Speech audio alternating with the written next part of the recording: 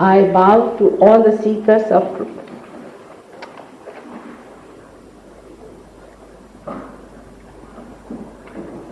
At the very outset, I would like to thank Revered Dr. Nagin Singh Ji for being so kind to grace this occasion.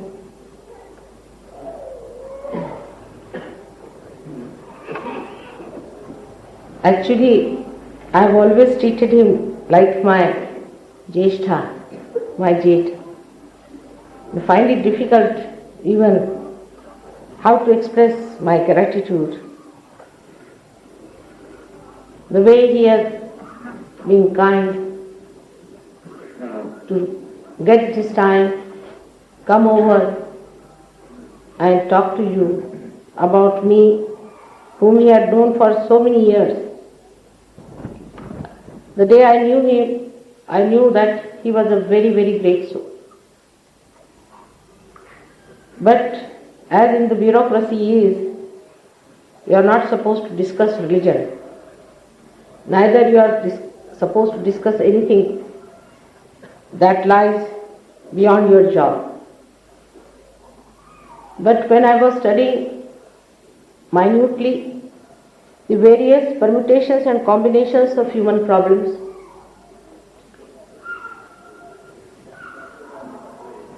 I was really always very much encouraged to know that there are people like him also.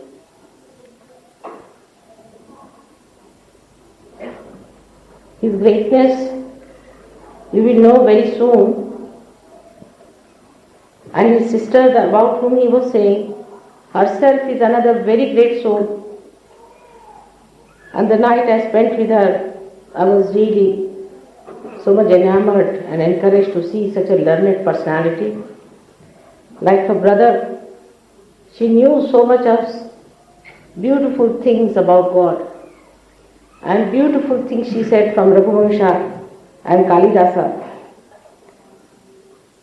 I found myself very lonely, always, where I could not talk of God and His greatness and His kindness for human beings in the company of people who were doing other work than the work of God. Because such a solace.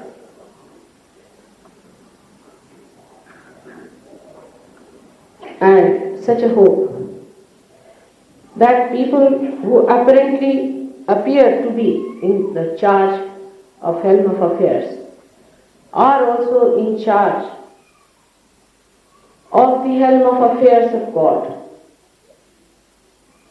A day will come when they will take up their new roles, when they will become aware that it is God who rules everything. It is He who does it. It is He who has created everything, and it is He who enjoys it. For this awareness, as you have very kindly said, sir, is important that you have to be fortunate seekers.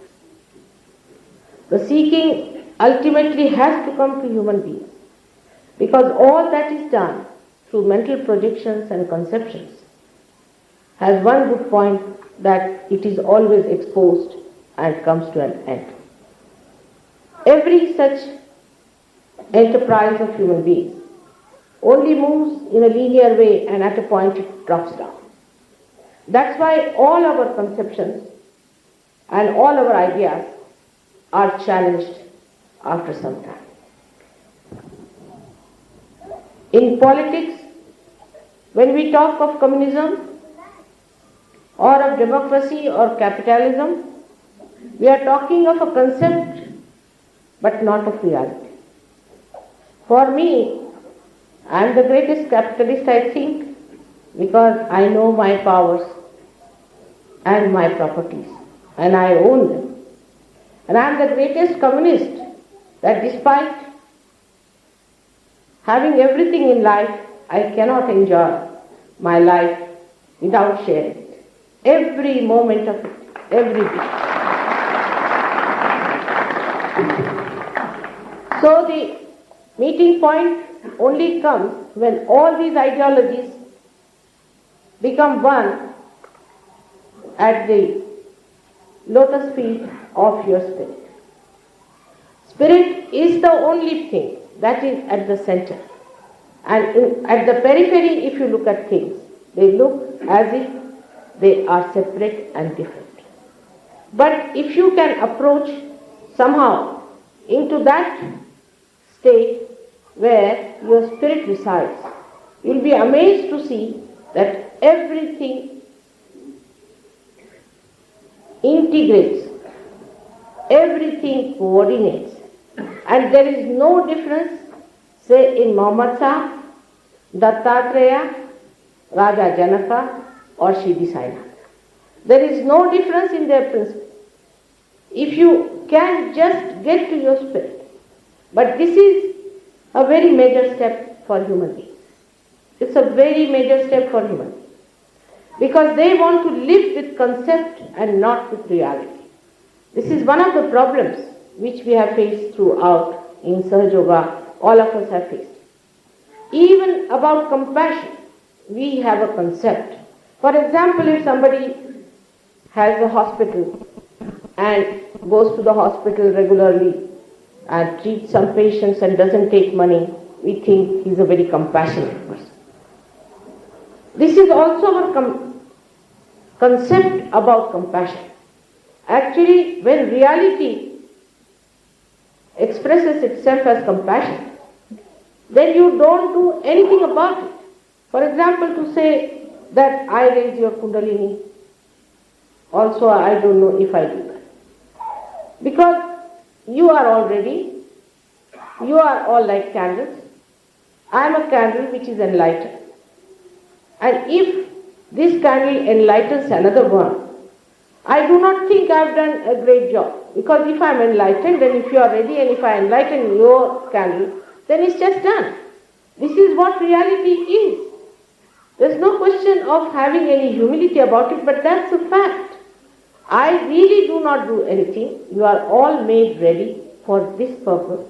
God has prepared you like this. And you just have to accept yourself. And if this works out in a simple, straightforward manner, you get your realization. Many people think that I have cured people, so I have done any sort of a good deed or maybe some obligation. But to be very frank, that is also a concept. Because what do I do to a person? When I cure that person, I don't do anything. The reason is when I feel that I am yourself, you are a part and parcel of me. It is not that I feel from my brain, but actually it is in my central nervous system, actually I feel that you are a part and parcel of me. When Dr. Saab's sister was sitting next to me, I myself felt the pain within myself because her body is part of me and I am part of her. And I asked her, have you got a pain in this portion? She said, yes, how do you know? I said, I can't tell you at this stage, but you will also know the same thing. So when nobody is the other, then where is the compassion? Because supposing this finger is paining, and if I try to rub it, am I doing any compassion to this finger? Because it is a part and parcel of me. So the difference between the reality and the concept is this, that with concept we develop egos, or we develop another system by which we feel obliged or anything. But with reality, you just do it. It just works. You start speaking in third person, like you said, it doesn't work out, it works out. It is rising. What is this it? That is working it out. Then you realize that you are working for that great power of God, which is His divine love, which is all pervading, which is doing all living work, and you have become part and parcel of that. Same thing I found about the concept of ego, which has gone to such an extent that in the West, if you go, you recognize it much more than you recognize in India, because we are very good at hiding it. We may be very egoistical, but in our every day-to-day life, we are extremely humble to express it. If you go to a party, simple thing I will tell you, and if you don't drink, everybody will say, why don't you drink? You must drink. Or they'll force you, go and force you. You say, Baba, I don't drink. You have to tell some lie. You have to tell for this to hide this thing from others. To achieve a greater goal, you have to give up some lower goals of telling lies also. And you have to say that a doctor has told me not to drink. Oh, forget the doctor. Then if you say that, now see, problem is I have allergies, I'll get into trouble. Somehow you escape it. But if you even once say that why do you drink? Then you are a matron, you are very oriented, you are very interfering, you are trying to show. See, the concept of ego is just to be virtuous is a problem. If you are virtuous, everybody will attack. But if you even mention about virtue, you are out for a crucifixion, or you are out for poisoning, or something people will. Because of the concept of ego. But in Sahaja Yoga, ego is not a concept but a reality. Because when a person becomes egoistical, he is Agya Chakra catcher. So he comes to the Sahaja Yoga center and says, now see, my Agya has got it. He says, I am suffering from ego disease, openly, without feeling shy about it. Because it's like a sari which is now become black, so I better get it clean. He is not identified. Concepts give you all misidentifications with everything. So when it comes to reality, all these misidentifications just drop. And that's why I have seen people transform so fast. I mean, you can't believe how people transform. Now, as Dr. Warren has told you, that West, we have lots of seekers. But the Western civilization is the civilization of the tree. They are growing without their roots, while we Indians know about the roots. We are not bothered. They are not at all in the knowledge of their roots.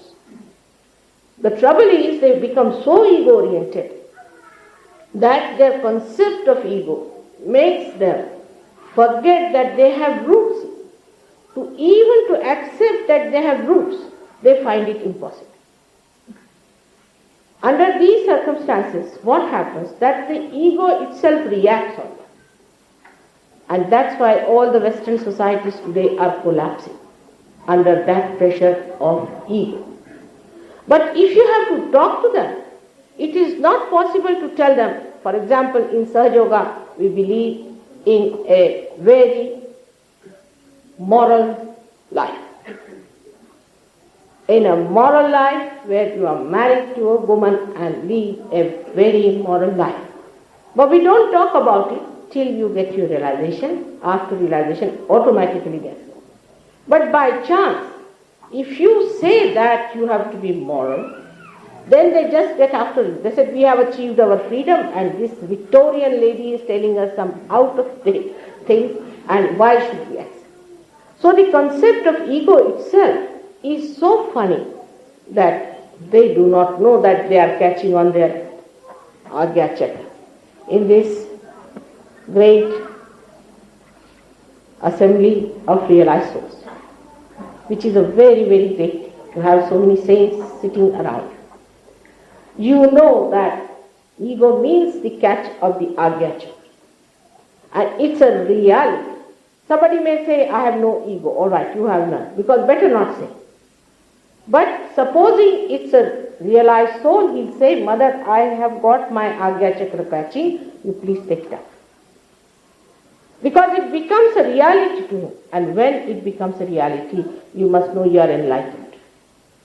If it is all darkness, you do not see it. But when there is light, you start seeing what's wrong with you. You start seeing that we are sitting under one hall. Any problem to this hall is going to cause problem to all of us. And that's how you become collectively conscious within yourself. This is also another concept people have. In the United Nations and everything, I've seen that it is only they are working on the concept which they got it from their unconscious. But in reality, they haven't got it on their central nervous system as you all have got. They will say, all right, you are brothers and sisters, we must help the nations, we must do this and all that. But when it comes to reality, when it comes to the working of it, you find they do not do it. They just do the other way around. Now how, you cannot explain. You may write books after it and you may write dogmas and you may write many articles about it. But actually they just cannot do it by temperament because they are not spirits. But when you become the spirit being the collective consciousness itself to the reality, the concept becomes your awareness. In your Chetana, you start feeling others within yourself. So what is there from Canada or from Australia? I feel when these people meet, the way they love each other, the way they enjoy each other. When these Westerners go to the small villages in India, the way the villagers just embrace them and the way they become one with each other. We have never seen people going into politics, fighting with each other or telling lies about each other, but just a meeting of these people like a huge family. The whole system of joy, giving and enjoying is so beautiful that even to watch that itself is like watching a very beautiful drama of Krishna's Leela. I have seen this happening in all the parts of the country. When the people come from across, they may be Muslims, Hindus, whatever they are, the friendship and the love and the fondness to do for others is so great that people are surprised that how can it be that these people who are living together like this are so much helpful to each other, so much loving to each other. They never fight, they never quarrel, they never talk against each other. There is no question of people who will try to cut each other's throat because the competition is in loving mode. The competition is giving mode. The competition is understanding. There is no problem in the society of Sahaja. Sir, you will be happy to know, though our society is not so large. Compared to this universe, ours is a very small society. But you will be amazed, we never have problems which normal people have. We are really abnormally normal because we have no angularity, we have no problems. People have become so honest, so courageous, so good, so loving, so giving. I myself sometimes, I feel so enamored by this expression of love and it's the waves of this ocean of love that spreads all over the world.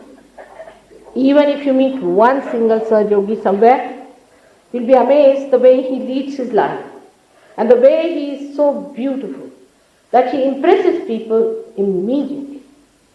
Though some people do try to trouble him. But God looks after Sahajogis. It's a fact. And Sahajogis, all of you know how he looks after and how he just tries to protect you in a very simple and beautiful way. To know God itself is such a great blessing because he is the God Almighty, the God who has all the powers and all the love for us. He is our Father who is waiting for us to enter into his kingdom, to enjoy that peace and beauty of his being because he has created us and he wants this creation to come up to that. Today, the great day of Holi Dahana, Holika Dahana, where the symbolism of this occasion is that the satanic forces were burnt by the innocence of Prahlada. And that is what we have to remember, that when the Sahajogis take to innocence and complete dependence onto their vibratory awareness, which is the indication of God's manifestation through them. They are completely protected, and even a satanic person like Holika could not burn him.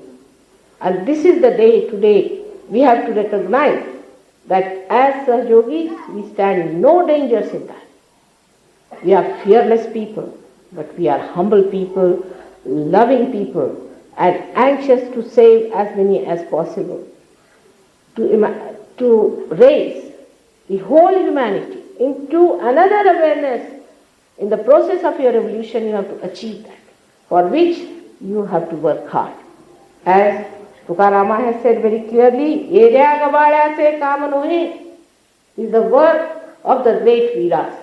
Only the courageous can do it, because you know how sometimes one has to face this world with difficulties and criticisms, and how people try to insult you and trouble you, where you have to keep your peace. As realized souls, I congratulate you very much. So many realized souls are sitting here today. Is the greatest honor for any mother to see. My age is now quite a lot, as you know, and I never felt 10 years back that within 10 years I will see so many people being realized. My father, as I told you, was a very great soul, and he himself had told me that unless and until you find out a amas method of realization, you should not talk about it. Because unless and until it is amas, people are not going to recognize God, nor they are going to recognize any saints. But today, when it has become the reality, when it is no more a concept, God is no more a concept, it is the reality. The joy and happiness of your spirit, the Satchidananda Sthiti, is just manifesting, and I am enjoying all that. I do not know how to thank for organizing the birthday of your mother. Normally people don't think of the mother in Kali Yuga, they say. But I must tell you, there is one person sitting before you, Dr. Nagen Singh, who was a great devotee of his mother, and his mother was a realized soul, a great realized soul. I've met her many a times, and I always made it a point to see her, and her children have got that from her. And this is what one has to recognize, that in this world there are many people who are basically very great spirits. Only thing you have to approach them, find them out, understand them, and discover them. Now, Sahajogis are not so much upset as they were about 10 years back. Now they know that there are many people in this world who understand Sahajoga. But that's not sufficient. We have to give many realization. Thousands and thousands of people have to get realization. This is to prove, when you celebrate my birthday, that this is not anymore a Kali Yuga, but a Treta Yuga has started. And that Treta Yuga has to be finished now to bring the Satya Yuga on this world. To my great country, India, I bow, because she is a yoga guru. And as Indians, you have a special advantage, because as I told you that Ashtavinayakas all are here, all the Jyotirlingas are here, all the Adishakti's Pithas are here, all the 3.5 Pithas of the Kundalini are in Maharashtra. All of you know all about it. But there is something more we have to get from the West, and that is the great saints that are born in the West. It's most surprising that they are very saintly. And once they take to Sahaja Yoga, they really dedicate themselves, and they think there's nothing more needed to be done. This is what their life is.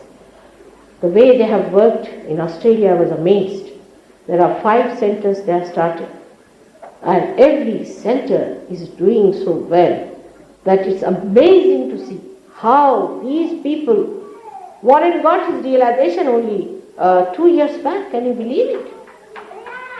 And he took Sahaja Yoga to Australia, and today you find so many people in a hall. Every hall I spoke, there were 400 to 600 people. Not only, but all of them who got realization settled down into such. Absolutely settled down. So the same way one has to feel. Though you, being Indians, get realization very fast, no doubt, much faster than them. You have much greater facility. Because of your punyas, you are born in this punya. But still, one has to know that in Sahaja Yoga, you have to work out in such a way that this Sahaja Yoga becomes a Mahayoga as predicted by Gyaneshwara.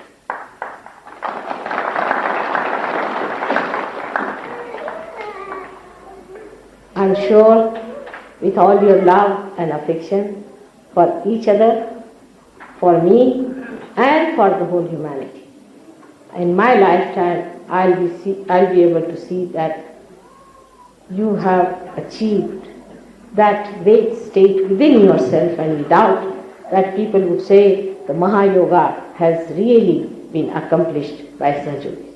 May God bless you.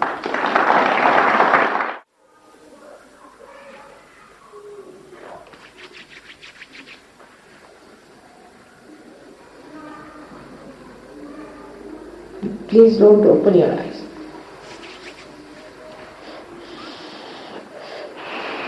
सहयोग जो है ये अंतर विद्या है, अंदर की विद्या है, ये जड़ों की विद्या है।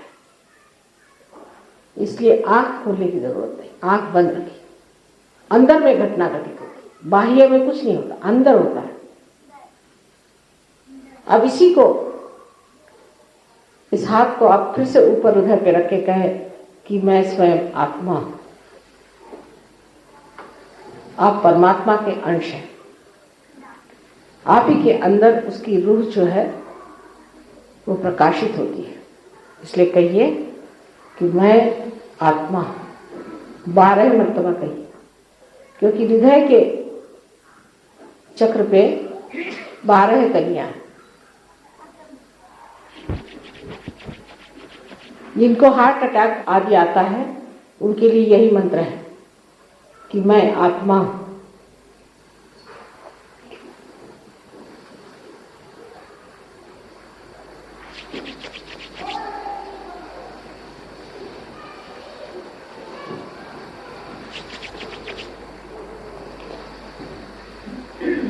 आत्मा जो है निर्दोष, उसमें कोई दोष नहीं हो सकता, निर्दोष है। अधिकतर लोग आदमियों को जीतने के लिए उन्हें कहते हैं कि तुम ऐसे खराब हो, तुमने ये पाप की, तुम फलाने हो, तुम किसी काम के नहीं हो, और तुमको तो परमात्मा किसी तरह से माफ नहीं करेंगे, और तुम बड़े दोषी हो, और तुम मानो कि तुम दोषी। उल्टे हम कहते हैं आपने कोई दोष नहीं किया, आप परमात्मा के बनाए। परमात्मा के आगे, उनकी रहमत के आगे, उनकी अनुकंपा के आगे आप कोई भी दोष नहीं करते, क्योंकि उनकी अनुकंपा एक बड़े भारी दरिया जैसी, तो सब कुछ धो डाल सकती। इसलिए इस हाथ को फिर से ऊपर उठा करके अपनी लेफ्ट साइड में शुद्धि पे रखें और कहें कि उल्टे चल रहे हो, और कहें कि मां मैं दोषी नहीं हूं, मैं निर्दोष हूं, मैं आत्मा हूं, मैं निर्दोष हूं। पूर्ण विश्वास है कि आप निर्दोष हैं, वास्तविक। अगर आप दोषी होते तो इंसान कभी न बनाए जाते। इंसान जो है बहुत बड़ी चीज है, और एक विशेष चीज है जिसे परमात्मा ने पूरी स्वतंत्रता दे दी है, पूरी आजादी दे दी है कि वो तय कर ले अच्छा और बुरा रास्ता कौन सा। अगर वो ऐसा न होता तो ऐसी आजादी कभी न पाता। इसलिए कहिए कि मां मैं निर्दोष, क्योंकि परमात्मा प्रेम के, करुणा के, क्षमा के सागर।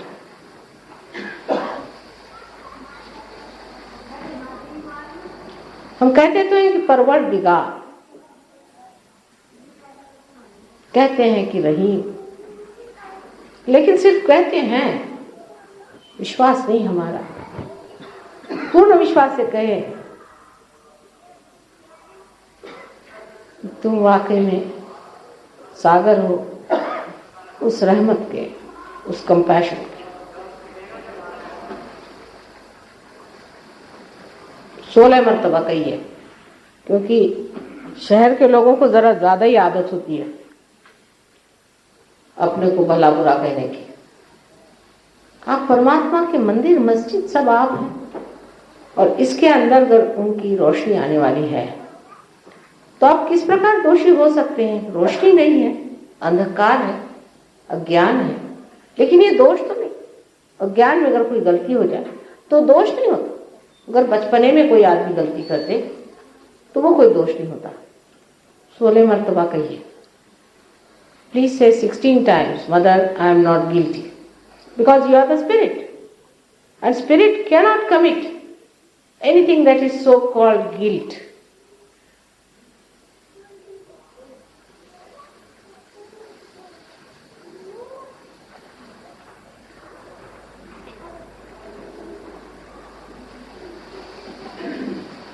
अब यह हाथ माथे पे रखें,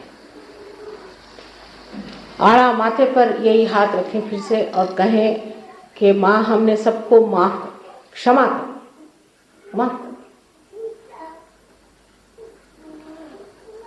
क्योंकि किससे नाराज हुआ?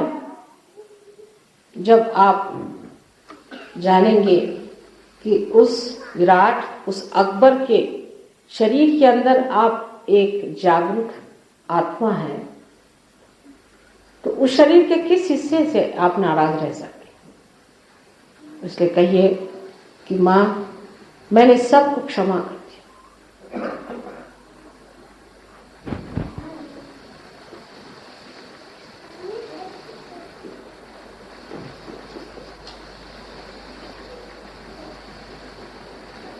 पूरे दिल से कहिए, पूरे विश्वास से, क्योंकि अगर हम दूसरों को अगर माफ नहीं कर सकते तो भगवान भी हमको माफ नहीं करेगा। तो हमारी हजारों गलतियां जो माफ कर देता है, तो हमें चाहिए कि हम भी दूसरों की गलतियां माफ कर दें। और नहीं करते तो आप करते क्या है? अपने को तो दुख दे रहे हैं, आपको ही तकलीफ दे रहे हैं, सरदर्द है बिल्कुल। माफ न करना। बार बार कहिए माँ हमने सबको माफ कर दिया। बहुत जोरों में आ रहा है पकड़।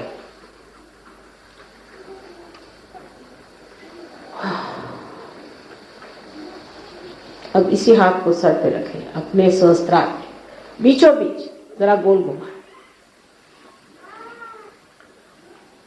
और कहें, सहस्त्रार पे रखे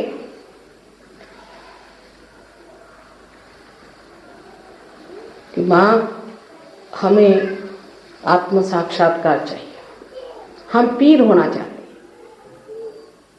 हम परमात्मा के बंदे होना चाहते हैं, हम पार होना चाहते हैं, हम संत होना चाहते हैं। क्योंकि आपकी जो स्वतंत्रता है, आजादी है, उससे मैं आगे नहीं चल सकती। इसलिए आपको मांगना होगा, कहना होगा। आपकी स्वतंत्रता में ही आप जाग सकते हैं।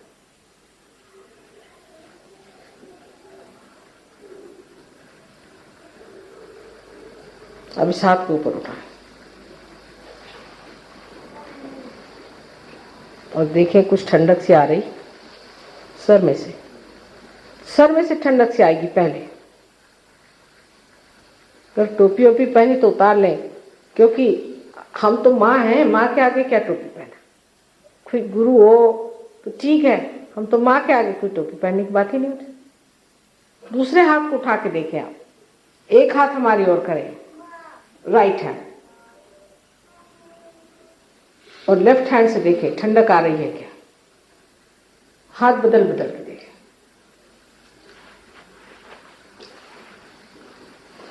और दोनों हाथ ऊपर उठा के मन में सवाल पूछे कि क्या ये ब्रह्म शक्ति है जो चारों तरफ कार्यान्वित है? क्या यही वो जीवंत शक्ति है, जीवंत परमात्मा की?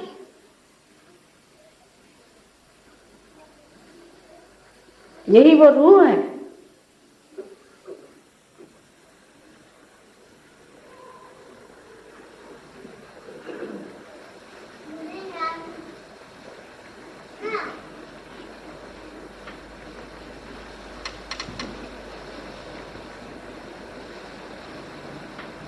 अब देखिए हाथ में ठंडक से आ रही।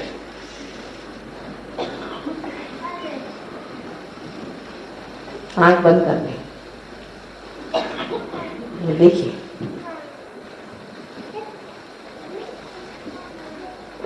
हाथ में ठंडी ठंडी शीतल चैतन्य की लहरें आने लग जाती।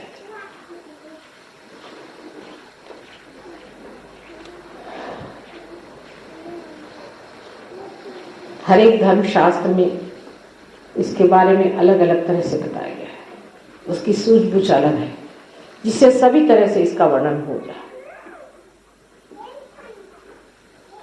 लेकिन इसका पहचानना जो है वो सिर्फ इसके बोध से या इसको महसूस करने से नहीं होता है, इसके कार्य से देखिए, ये क्या काम करती है, इसके करिश्मे को देखिए,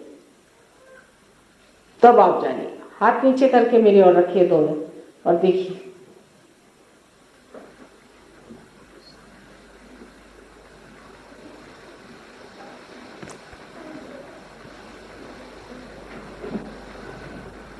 जिसकी वजह से सारे सृष्टि की जितनी भी जीवंत क्रियाएं हैं, जैसे कि फूल से फल होना, एक आम में आम लग जाना,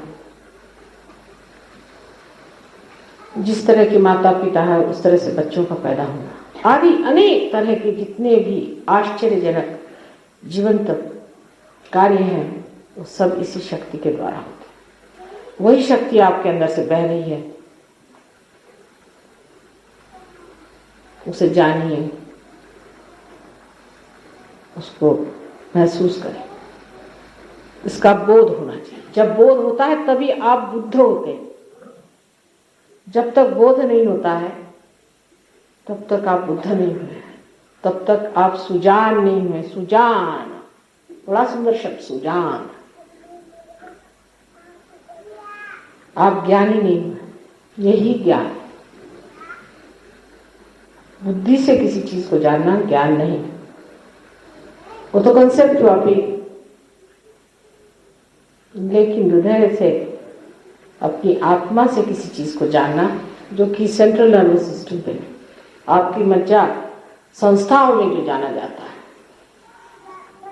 और इसके बाद इसकी खोज, ये क्या चीज होगी, इसे देखिए।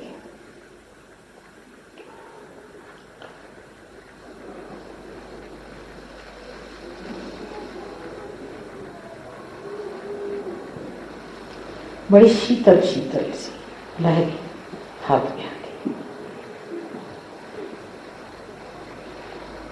जब हमारा जन्मदिन 21 तारीख मार्च को माना गया, जो फोटो आए हैं उसमें मेरे पांव और मेरे हाथ दोनों जैसे कोई बर्फ से बने हो, इस तरह सफेद। इसकी वजह यह है कि जब चैतन्य बहुत बहता है तो सारा शरीर जैसे कोई बर्फ पिघल रहा हो, इस तरह से बहने लग जाता है। अगर कोई हिमालय हो और उस पर वो कोई गर्मी पहुंचा दे और अगर महसूस कर सके तो देखेगा कि उसके अंदर से जो उसकी शक्ति है वो प्रवाह बन के बह रही। लेकिन हिमालय तो जान सकता है ना, बाह्य से तो कौन जानेगा। इस प्रकार जब आपसे ये चीज बहने लग जाएगी, आप जानिएगा बह रही है।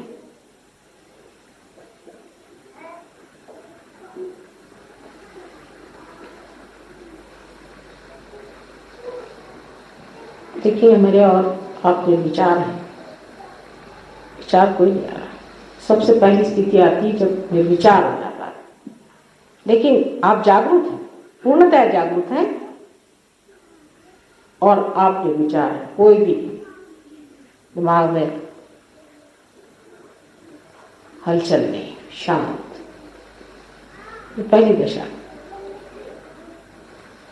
जब कुंडलिनी पूरी तरह से बाहर निकल आएगी तो ऐसा लगेगा कि उभर के ऐसे पूरी बहती चली जा रही है, और उसके साथ ही साथ आप जानते हैं कि शारीरिक मानसिक आदि व्याधियां सब दूर हो जाते हैं। सब जैसे मैंने धो डाल दिया। इस चैतन्य को जानना, समझना, उसकी सारी क्रिया प्रक्रियाओं को समझना बहुत सुखदायी है। मैंने आपसे पहले बताया था कि कश्मीर में एक बार ऐसे जाते जाते एकदम मुझे ऐसा लगा पता नहीं कहाँ पहुंचे। मैंने ड्राइवर से पूछा भाई कहाँ है? उनका कहाँ है? तो वीरान। मैंने कहा वीरान कैसे? यहाँ कोई मंदिर है क्या है? देखो तो सही। जरा घूम फिर करके गए। मैंने कहा चलो तो आगे पूछो। अरे कही है तो मुसलमान। तो मैंने कहा मुसलमान क्या मतलब? पूछो तो सही क्या चीज। कहीं ये है यहाँ, उसे कहते हैं हजरत इकबाल। नाम लेते साथ आप ही देख लीजिए। हजरत इकबाल। एक बाल, बाप रे, एक बाल में इतना चेत। 5 मील दूरी पर पकड़िए। पर आप में अगर वो संवेदना ही नहीं है तो कौन हजरत इकबाल और कौन मोहम्मद साहब और कौन बुद्ध और कौन ईसा और कौन हम, सब एक ही जैसे। उनका कोई अर्थ ही नहीं लगता। इसकी संवेदना पहले बढ़ा लीजिए, तब आगे की बात कह लीजिए। आज वेणुगोपालन साहब ने और वॉरेन साहब ने बहुत बड़ी बड़ी बातें कह दी हैं। उससे घबराने की कोई बात नहीं, बिल्कुल सही है सब बातें। सिर्फ आप धीमे धीमे इस पर चढ़िए। नम्रता। अपने दिमाग से आप इसे नहीं समझ पाएंगे, अपनी आत्मा से ही आप समझ पाएंगे।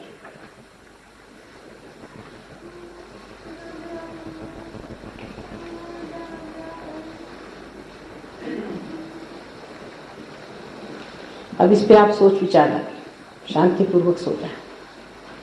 कोई सोच विचार से होने वाला। अब वो क्रिया शुरू हो गई है, इसे हम कहते हैं कुंडलिनी का जागरण, या आपके अंदर जो अंकुर है वो जाग उठा। अब इसे बढ़ने दीजिए, इसे वृक्ष होने दीजिए। फिर देखिए आप क्या चीज हैं, आप कितनी बड़ी चीज है। जिसने बनाया है उसने बहुत सोच समझ के बनाया, आलीशान बनाया। उसको देखिए, जानिए और उसके आनंद में रहिए। परमात्मा आप सबको सुख